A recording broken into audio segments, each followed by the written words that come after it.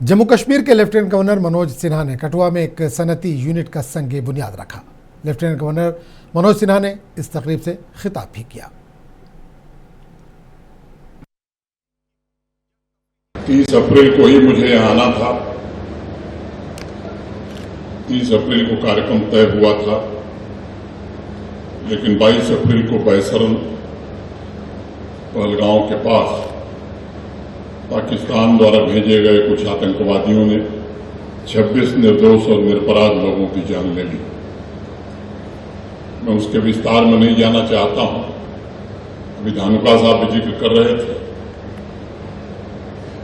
पिछले 30-35 वर्षों से जम्मू कश्मीर आतंकवाद का दंश झेल रहा है।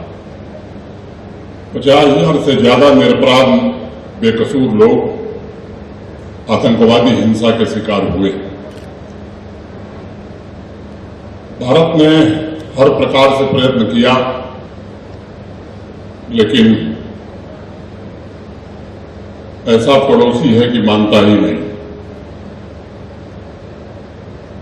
फिर आप सबको मालूम है कि 6 और 7 मई की रात को आदरणीय प्रधानमंत्री जी के निर्देश पर भारतीय सेनाओं ने ऑपरेशन सिंदूर लॉन्च किया।